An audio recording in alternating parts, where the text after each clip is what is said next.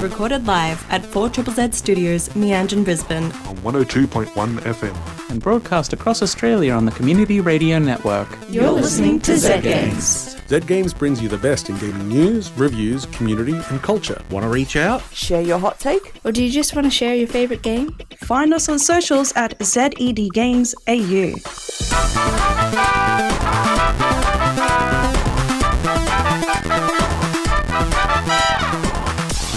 This is Zed Games. I've got Tom. Howdy. And on some kind of telephone line, I have Natalia. What? I'm in the studio. What are you talking about? Well, you're in a city. Yes, I am currently in Melbourne. I am here early scouting out for the Zed crew for Head of PAX and the whole of Melbourne Games Week. I'm doing the whole gamut. So yeah, you went down very early. Yeah, I don't know why I did that. But hey, look, I'm excited. I've got to talk around, meet the town. Yeah, why not? There's a lot of stuff that happens in Melbourne Game Week. We'll probably talk about that a little bit more in depth later in the show. But yeah, so it's lovely Melbourne weather as usual? Yeah, some reason I only pack shorts for the most part. And so I am, and skirts as well. So I am really, really cold. Most of the jackets that I own are jackets that I bought in Melbourne after I went down there not bringing a jacket. Yeah. No, I've got my eyes on like the DFO stores and all the shops because I'm like, I'm going to have to buy everything. So you'll just have to work yourself up a nice gamer sweat. Oh, yeah.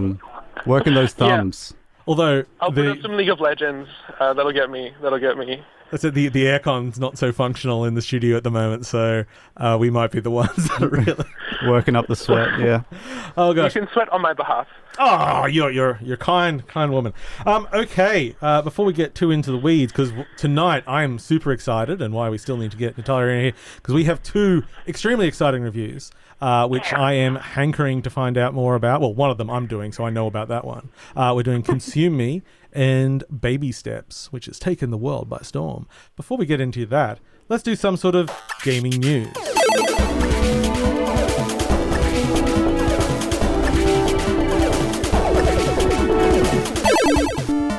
News. What happened this week, Paul? Lots of things happened this week. Probably the biggest thing that happened this week was a thing that I really, really hated reading because it meant I couldn't not talk about it. I really didn't want to talk about it. But that is Electronic Arts has, well, with the intention of, still business deals take a long time, announced that it is being sold to the Saudi investment fund and Jared Kushner's organization. Yeah, is that Silver Lake? Yeah. For $55 billion. It's a lot of money. Yeah, so it's taking currently a publicly traded company and it's going private from this. So they will be in control. And why these investment funds often, they'll often invest in everything. Very rarely do they take control of a whole company. So we don't know what that will mean. There's been some discussion about them saying they want to lean heavily into AI development, but those are more, there haven't actually been official statements about that. It's been more people grabbing a couple of things here and there and worrying about it. That said, I don't doubt it. I just don't know it true. Yeah, I remember seeing some very slight maybe influence in SNK's output when they were purchased by Saudi Arabia, with the most recent King of Fighters having Cristiano Ronaldo as a playable character. And also there was a DJ who's also very popular in Saudi Arabia. Look, those sorts of changes I could live with. Yeah. That seems fine. Celebrity cameos, absolutely. Yeah. They can buy anyone, apparently. All the comedians you want, all the comedians you can eat. I can't judge too heavily because I have a price. We all know your price. It's not very high. But just in sort of more negative news around it, it's also reported that 55 billion purchase also comes with 20 billion of debt being leveled onto the company because business is weird and makes no sense. So basically, new EA, which still has all their current employees, will have to make up another $20 billion somehow to make it worth the while. And I don't see any good ways that can happen, but, maybe I need to look at the world positively. Yeah, maybe another Boomblocks. Yes, Boomblocks. That'll make the money. Oh gosh, yeah. I mean, get Steven Spielberg involved in more games. That's it, EA has like a bad rep. EA has also published so many classic games. So we shall see what the future holds. But what we know the future holds now, dun dun dun dun, segue, Microsoft has made some changes to Game Pass. Yes, Microsoft have decided to make Game Pass bigger and better. Mostly this means that the cloud version is now included in pretty much all the levels of Game Pass. But also what they did was they decided to just raise the cost of everything significantly. So, for instance, if you are a subscriber to Ultimate, which is currently $23 a month, it now costs you, this is Australian prices, $36 a month. Yeah, that's a big up. That's a big up. If you're a PC subscriber, like I was until yesterday, it's a $14 up to $19.50. Yeah, just death by 1,000 cuts. Yep. Premium's not too bad, 16 up to 18. Essential, 11 up to 13. So I love dropping the 95 cents off, just rounding it up, because that feels more honest. Yeah, take 5 cents off all of those prices if you really want to be accurate.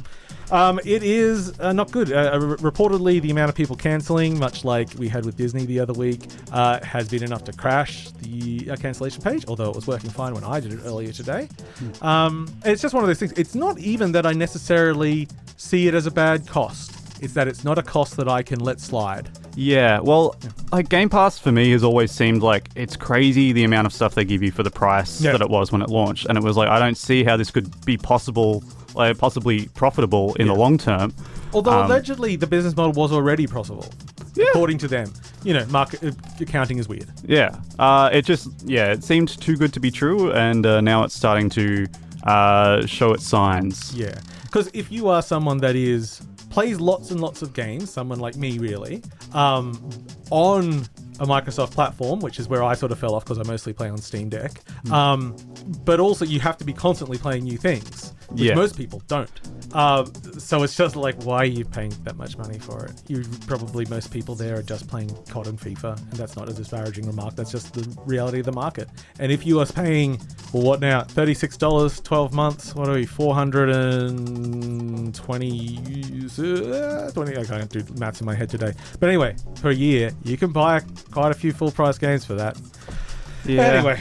Hey, if your entire gaming library burns down and you lose your identity and don't have any of your digital downloads, maybe it's a good deal. Yeah, starting from scratch would be great. I still would say to parents at like Christmas time, just subscribe for Christmas. Yeah. Holiday treat. Yeah. Yes. And then turn it off when school starts. Oh, yeah. Also, so long, Doug Bowser! Doug Bowser. Yes, the Nintendo of America president, who obviously did so many things that we know about and influenced Nintendo as a whole. This is all quite sarcastic. It's just sort of a business position. There's not really a whole lot about it. He shouldn't have kidnapped the princess if he didn't want to. Well, that was the thing. The best thing about Doug Bowser is his name. I mean, he didn't quite have the same charisma as like a Reggie. And Reggie at the end of the day is just a marketing guy. He's most known for the Pizza Hut Bigfoot pizza. Yeah. But he just had like some weird meaty charisma that we attached onto. Doug came in, did a little joke about his name and just doing it. Before that, Doug was at EA for how many years? For 15-ish years or so, and doing things in that period that we didn't like our EA doing. So the current person that's now come in to replace him, we've got David Pritchard. She's been at Nintendo since 2006. She's moved through a lot of stuff, launched a lot of good products. If anything, I feel more confident that she's someone more involved in the culture than Doug was. But also, Doug wasn't bad. Yeah, because as much as we say, he got the job because of his name, maybe there's like 5%. He's also a business guy that did the stuff, because the creative side of Nintendo is primarily on the Japanese side. But also, we get to say so long, Doug Bowser, like that hilarious meme. So that's all I'm here for, really. Yeah, it's worth it. Okay, so really quick news. Okay, Silent Hill 1 remake is officially in production at Bloober. And what I love now is that if you'd said that a year ago, people would go pull their hair out and scream. And now, people are pretty good with it. Yeah, they've put out Silent Hill 2 remake was successful. Yep, and Kronos just came out with very well regarded. Yep. So finally they've made it. I always thought it was quite hyperbolic, the hate towards that company. I actually enjoyed at least part of most of their games. Yeah. And they seem to have just reached that level now where mainstream's a bit more. Yeah, they're fine. They're fine. And Silent Hill F also broke 1 million sales in 3 days. And what's that game? Silent Hill forte. Oh, thank you. I'm saying for people at home. Everyone calls it F except me. It's fine. Yeah, but that's they sold a million copies faster than Silent Hill 2 did. Just goes to show that putting out good games in a series begets more sales. Yeah. I also just like it being Forte because it's basically saying like Silent Hill loud. Yeah, I guess. Which is fun. The new Forza got announced at Tokyo Game Show. Not much seen except it's in Japan. Cool. And I like all their environments. It'll be cool. In big dancing news, Bluey's going to be in Just Dance 2026! Yeah, baby. Did you see the footage of it? Is it just like a mascot costume, or is they actually animated? It's actually Bluey? animated. Oh, there we go. Yeah, and it's like all the moves that they do in the show and everything. I'm like, okay, this actually will kill. That's fun. Yeah. It's a Bluey song medley that's going to appear as a playable song in Just Dance 2026. Yes, and it looks like they put effort into it, which is nice. And that's the end of the official news in there. Coming up, game releases. Today-ish, tomorrow-ish, Ghost of Yotai is out. On PS5? On PS5. And Oh, wow. PS5. And also, tomorrow is Super Mario Galaxy and Super Mario Galaxy 2 for the Nintendo Switch 2. And weirdly, it also said Switch, but I didn't think it was. And I didn't have time to double check that, but I think it's only the 2. I could be wrong. Well, yeah, Mario Galaxy 2 can only run on the Switch 2. Of course. It needs that extra power. Yeah. It's in the name. We have Digimon Storytime Stranger for the PC, Xbox Series X, and PS5 coming out October 4th. And a game that I'm excited for, and I'm sure everyone else will say, what is this? It's Karamara Beneath the Forlorn Limbs on PC come October 7th. What is this? If you've seen any of Critical Reflex's lineup, they're relatively new as a publisher. They do a lot of sort of quite grungy lo-fi horror. Oh, okay. And this is in that sort of thing. So this is very folklore-ish. It's mostly black and white. It has a really interesting art style. It's just not a PS1 style thing. But it is grungy and lo-fi. It just has a lot of style to it. So check out a trailer for it. It's pretty cool. And that brings us pretty much to the end of Gaming News. Huzzah! Okay. I love a good fishing game. Do you, Tom? Yeah, Sega Bass Fishing with the actual fishing controller is... It's one of my great shames that I don't have one of those. Yeah, we're going to track one down. Yeah, definitely. Pinball! That's what I've been playing. I've been playing a fishing pinball game. And it's so good. That'd be Fish Tales over at Netherworld. It's got a Billy Bass on the top of it that turns and sings to you if you get a combo going. Yeah, it flaps around, and it feels like you're catching a fish. It's so good. Sorry, I like fishing now. Because it doesn't have like the reel as like the plunger or something. Like it's like a doesn't have. I might be wrong. Paul's wrong. Anyway, this is Zed Games. I'm your host Paul, and joining me is Tom and Natalia. And now Natalia has a review for us. Yes. I am not a fish. That would be a savage. Oh, this keeps going. Hi, Natalia. What are we talking about? We're talking about Consume Me. Yum, yum, yum. Consomme. Yum, yum, yum, yum. I love this game so much. This game has consumed me. Because it does very interesting things. But anyway, on paper, this is a semi-autobiographical slice-of-life sim? ? There's more to it. But yeah, you're basically growing up as... You follow Jenny, who's a teenage girl who's growing up in the 2010s, and you have to basically deal with all of the baggage that comes with that. I think that, the main hook is that during your summer vacation, your mum says some very not great things about your weight, which inspires you to start going on a diet. I think a lot about games and storytelling and how, stories need a good conflict, right? You need to have, the life and the death or whatever stakes it is to drive the plot forward. And games in general, they lean on the side of things. We have a bunch of genres, which is just the way that you kill something. But I think there is so many more interesting stories that we can tell, about life. And I think this is a really, really good example of it. Yeah, I've only played the demo of it after it won the Seamus McNally award this year, which is a very, very prestigious gaming award. Games like Outer Wilds won that, Inscription, Venba last year. Yeah, it's normally an award given to games that are trying something and being unique. And when it was awarded, I was like, I haven't even heard of this, which is always my favorite thing, because I'm like, well, I get to find out now, don't I? Yeah, and I think this game is really interesting because it does things like it borrows conventions from other genres and other things, and it kind of like points them on their head to make you kind of question them. So like, gameplay-wise, I would call it at its heart, because you are going on a diet, it is a resource management game. You have to balance your hunger, your guts, your hunger, your happiness, and your energy, basically. And the way that it comes into play is you're taking the formula of like having a day in Persona, and instead of fighting monsters, you're doing WarioWare like style mini games to basically execute your tasks. So, you go to school and you pick, I want to study, or I want to do exercise, or like eating, or whatever. Yeah, like you might have a deal with your mum that as long as if you finish studying this book, you can do something. So, well, I'll put more time into that. And that exactly. But what I liked about the mini games especially was, one, it's kind of like how Florence was a really good game at like coming up with a game mechanism to explore this idea. But what I will say as a kind of slight against Florence, they weren't fun. They were just like a cool idea. This is a cool idea with fun. And then, as you said, Natalia, it's a life game. So, you get up in the morning, oh, it's time to get dressed again. I guess we do that dressing mini game again. No, it just kind of flashes past it. Or, unless there's some twist to it. Because it just keeps giving you new twists and variations on the mini games that you've had. So I just was excited all the way that I played. Did you continue through the whole game? Well, so I think for a lot of people, the idea of like, oh, I just play as a girl in school probably doesn't sound very like exciting. But I think the way that this game stands out is its style, and it's like it's just so charming and so sweet in like a scrappy like webcomic kind of way.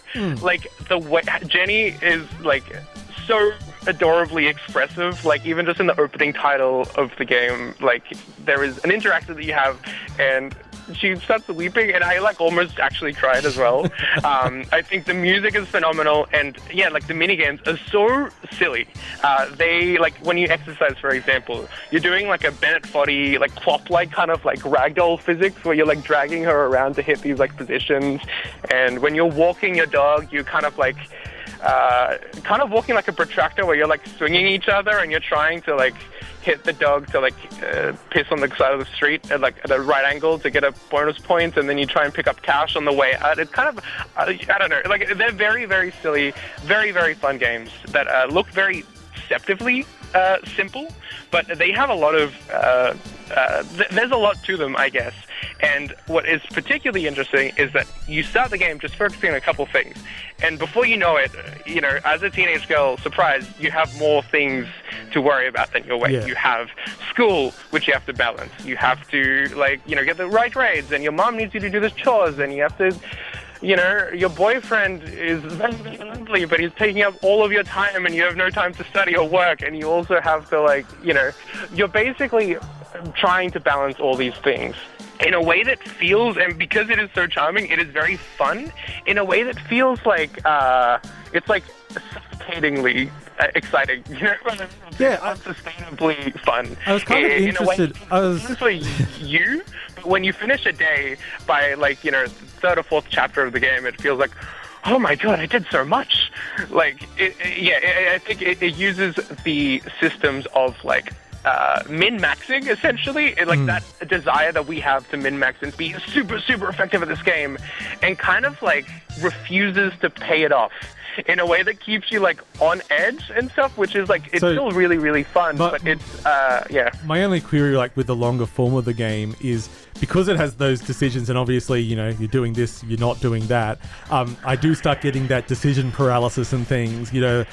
Sometimes in the Persona games I get a little bit like that, but especially a Pikmin or something like that. So do you think that does the game broaden out narratively, or does it focus back in no matter what your decisions are? Or are you not sure? I think it paces the game really well. So, there is a lot of things you have to keep in your head, but I think that it guides you with different goals each chapter. So, first you're trying to lose weight in order to get a bikini to go to the beach, right? And that is a really thing. But then later you're trying to study. So, the kind of activities that you want to do are changing, and the kind of options that are open to you to do change. So it always feels like you're doing new things And if anything, I'm really impressed by like the builds. You can kind of like it. I'm thinking of it feels like a turn-based game where it's like, okay, if I put on my pink fluffy 80s exercise outfit, I'm gonna get 50 plus energy when I do my exercise, and then I can swap into this outfit and I can do my makeup at lunchtime to get the buff on my other skills, and then I can chug 2 energy drinks, and then I can like do this thing, and it's like I'm planning out this entire day, but instead of fighting monsters or like trying to build critical hits, it's like I'm trying to finish my assignment. And I think that is just a really refreshing and fun twist that does not. Yeah. It stays fun the whole time. Well, I'm glad that it continues the pace that it started with, because it really, once I played it, I got it, and I was quite excited to get into it. And unfortunately, I wasn't able to play it, so I had to give my key to Natalia. But that's good that you got played it and enjoyed it. So we played the game with a key provided by the publisher. Yes. I'm going to say this thing really quickly. Okay. I think this is a really professionally, really well-made game. It's really fun. It's really thing. But I think to just look at it like that perspective, it kind of misses the point. It really is trying to make a point. And I think that Kane Maddox, the creator of Approximate, the game, has a quote that I've been thinking a lot about while I play this game. He goes, quote, "I think counterintuitively that the more personal and specific you make a game, the more potential it has to resonate with people. We are often a lot less alone in something as we think we are." End quote. And I think for me, this game, yes, a lot of people haven't grown up as teenage girls, but most people will feel, worse themselves. And as in Kane's thing there, it's a very personal game. It's directly autobiographical of the creator. Jenny Hsai. I probably said that. And I don't know, for me, like, even just like the thing of like, the weird relationship with your body or whatever as a trans person, that really, really like touched me and made me feel things in a way that I wasn't expecting from this experience. And so I think that if nothing else, other than the fact that it's a great game, you should check this game out, because I think that it is doing something very special that not many other games are doing. And I think that you will not regret. And you can get it on PC for about $22. Yes. That's consume me. Consumed you are. No, not me. Not you? Me, please. Hey. Consume me. Okay, My turn. You're listening to Zed Games at 4ZZZ. You're listening to Zed Games on 4ZZZ. Oi mate, you're listening to Zed Games at 4ZZZ. You're listening to Zed Games at 4ZZZ. You're listening to Zed Games at 4ZZZ. You're listening to Zed Games at 4ZZZ. You're listening to Zed Games at 4ZZZ. You're listening to Zed Games at 4ZZZ. You're listening to Zed Games at 4ZZZ. Got a bit carried away. This is Zed Games. I'm your host Paul, and joining me is Tom. How we doing? I'm good. We said goodbye to Natalia on the phone. Farewell. We thought maybe a few too many ambulances in the background. We're starting to get worried. Yeah, because we don't like annoying sounds in the background. I'm going to play a bunch of annoying sounds in the background of this review. But you'll find out why, because I'll tell you, it's really, really good, yo. Hey! I can't say yo. You just did, twice. It's terrible. I'm sorry, everyone. Okay. I'll turn on some of my annoying noises in the background. Turn down a little bit. We are here to talk about Baby Steps. Baby Steps is Bennett Foddy's new game, which you may know from QWOP or from Bennett Foddy's Getting Over It. But also, it's a game by the team that made Ape Out, which was a top-down, sort of posterized ape escape game where you beat people up to improvised jazz. Yeah, you are the ape. Yes, very much. Who are you in Baby Steps? Your name is Nate. Oh, I also was in Bennett Foddy is also an original member of Cut Copy, which I only found out recently. Yeah. Things you find out, and he's a philosopher. And that comes in here. Well, his actual study. I think he's got multiple accreditations, whatever. It doesn't matter. Who cares? Well, so you are Nate. Yes. You are a middle-aged. Look, we will unkindly call him a middle-aged loser. You live in your parents' house. You don't have a job. You're just wearing a onesie. You are sitting there, not doing anything with your life, but you are watching One Piece. And you pick up the remote to say, yes, I am still watching One Piece. And you disappear.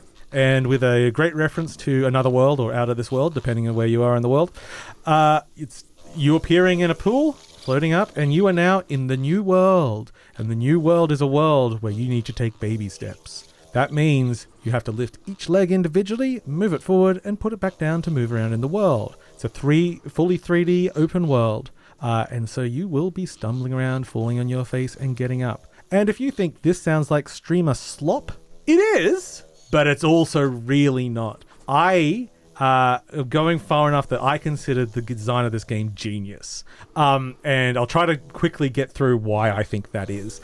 Okay. So movement is actually not hard. Movement is, if you're looking at like getting over it, where you got to swing yourself over the hammer and you've got to do things like fast motion and everything. Baby steps rewards precise slow motion.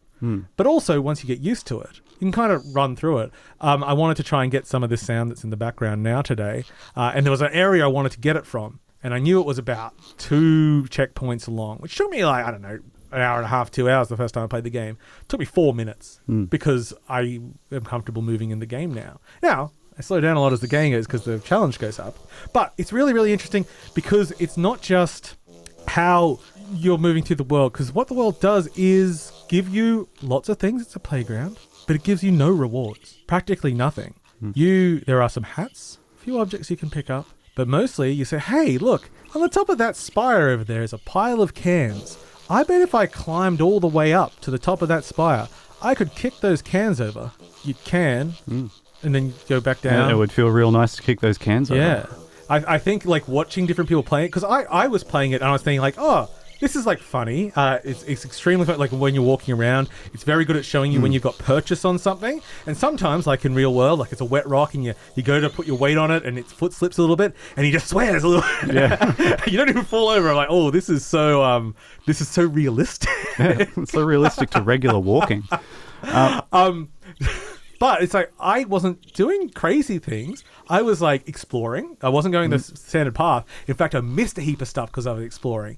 And on the first times that I did fall down, I would find new areas and new things to do. And it was always a joy when I fell down. Then I watched other people play it online. And their frustration as they tried to take these wild challenges and doing things and everything. It's like, oh, this is a real litmus test on who you are as a person. And so it's a very different game to different people. I have not found the game frustrating at all. I think one time I was like, and I put it down for 10 minutes and then came back. I think that was, if you're thinking of getting over it, that was a game that very much felt like it was designed... You could lose the entire game's progress with the wrong move. Yeah, it was a bit frustrating and a frustration bait in certain points. Yeah, and and that game is about overcoming frustration. What this game is about masculinity. You go as far as saying about the male loneliness epidemic. Let's not go there. Don't have time for that. No. So you this character. You arrive there, and very quickly someone comes up to greet you. And all the dialogue in the game is improvised. Bennett Foddy is doing all the other characters, and the other lead designer, Gabe, is doing the main character. Now, and he says, "Oh, hi! I just saw you arrived. Oh, you don't have any shoes. I'll get you some shoes." And you're like, "Oh, you're just socially awkward." No, it's okay. I know what I'm doing. And everyone you come across will be trying to help you or guide you or telling you what to do, and you will just try to dismiss them and move on because you're not a comfortable person in your own skin. Very quickly, characters in the game, you start getting donkey men, which might remind you of some sort of literature. Also, these donkey men have huge genitals. Now, you can turn off the nudity in the game at the beginning. Yep, with a nice big black box covering it instead. Yep. I thought it was fine. It goes in, but also while you find out why they are those characters, that's also... There's a lot of very confronting ideas, but in a very playful environment. And I'd say, your social anxiety, your male masculinity, what all these people are even doing in this world, and who's embracing it. It's far deeper than you may expect going on. And also, the ending is slight. It's not... it's not a big bombastic moment. It's like everything, it's just like you're sort of set your own challenges, you go there and you're sort of making some growth. And what it like literally means, or did he disappear from his basement or whatever, that's not what they wrote. That's not what they were interested in. It's an allegory. Yeah. And it's really, and the world is like, it feels really good. It's like taking a hike.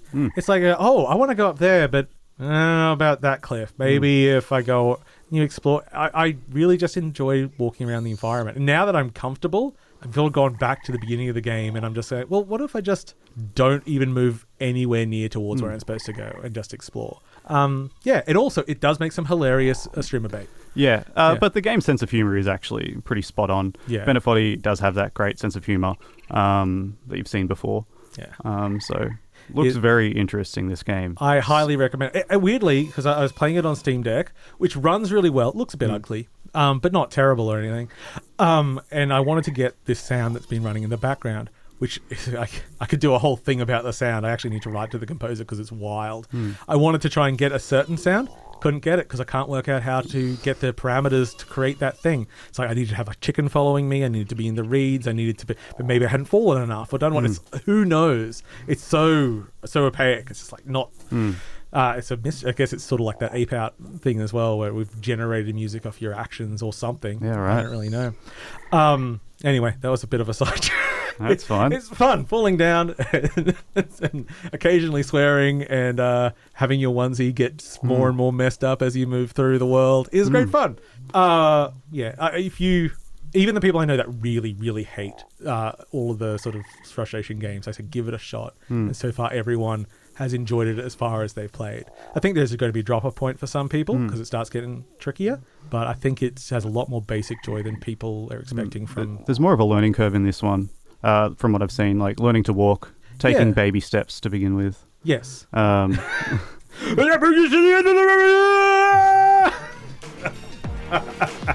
was baby steps. Baby steps. It's quite the game. It's available on Windows and on PlayStation 5. I played the game with code provided by the publisher.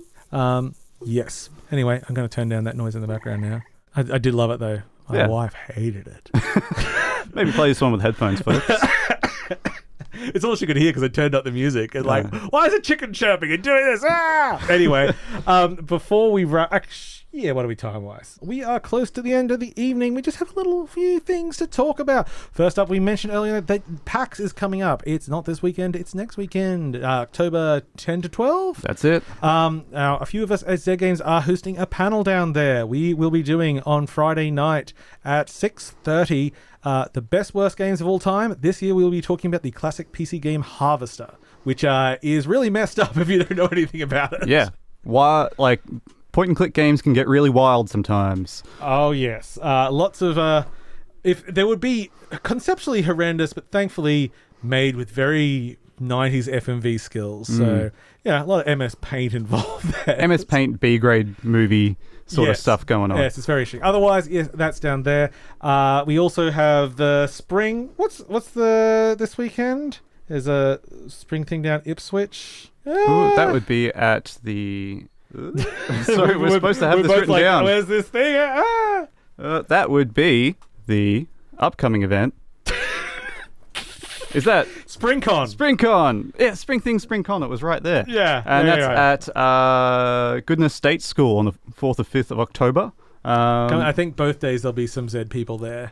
Yes. There'll be lots of tabletop games and stuff going on down there. Come and check it out. That's the way.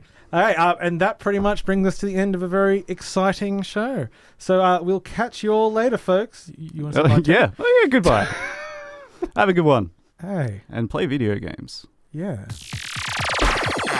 Thanks for listening to Zed Games. If you'd like to listen to more, you can find us on the Community Radio Plus app Or find us on socials at ZED Games AU. See you next time.